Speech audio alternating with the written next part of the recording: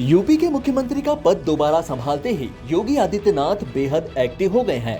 उन्होंने नवनिर्वाचित सभी मंत्रियों के लिए एक नई व्यवस्था बनाई है। फिलहाल सीएम योगी 100 दिन के एजेंडे पर काम कर रहे हैं।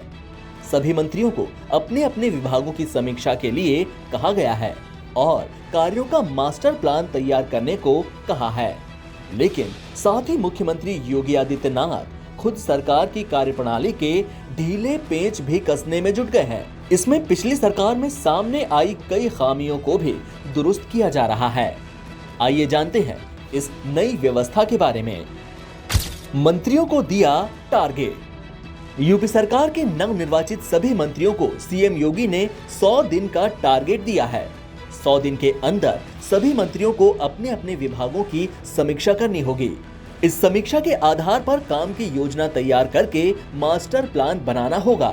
कैबिनेट के समक्ष विभागीय प्रस्तुतियां संबंधित मंत्री द्वारा ही दी जाएंगी।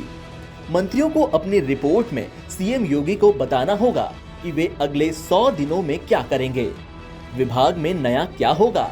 साथ ही डिजिटलाइजेशन के काम को भी विभाग में आगे बढ़ाना है। यूपी से बाहर जाने की जानकारी देनी होगी। योगी मंत्रिमंडल का कोई भी मंत्री अगर यूपी से बाहर जा रहा है तो उसकी जानकारी उसे सीएम और पार्टी दोनों को देनी होगी। मंत्रियों के बेवजह दौरों और दिल्ली में बेवजह बड़े नेताओं के चक्कर लगाने से रोकने के लिए सीएम योगी ने ये निर्देश जारी किए हैं। अब यूपी सरकार का कोई भी मंत्री किसी भी काम से यूपी से बाहर जाता है तो उसे बताना होगा कि वे क्यों जा रहे हैं। दौरा सरकारी या पर्सनल कोई भी हो, जानकारी देना अनिवार्य होगा। बिना बताए मंत्री बाहर नहीं जा सकेंगे। सरकारी धन के दुरुपयोग और किसी भी तरह की कंट्रोवर्सी से बचने के लिए ये निर्देश दिया गया है। फिजूल खर्च पर लगानी होगी रोक। सीएम योगी ने फिजूल खर्च रोकने के लिए सख्त कदम उठाने के निर्देश दिए हैं। योगी सरकार के मंत्रियों के लिए राज्य का संपत्ति विभाग नए बंगले तैयार कर रहा है। सरकार ने निर्देश दिए हैं कि बंगलों में साज सज्जा पर ज्यादा पैसा खर्च करने की जरूरत नहीं है। फर्नीचर को बदलने की आवश्यकता नहीं है। जिन मंत्रियों के पास पहले से ही आवास है उन्हें नए बदलाव की जरूरत नहीं है।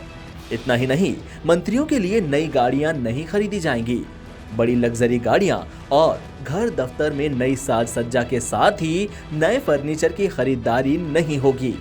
इससे फिजूल खर्च पर रोक लगेगी। मंत्रियों को नहीं मिलेंगे पसंद के निजी सचिव।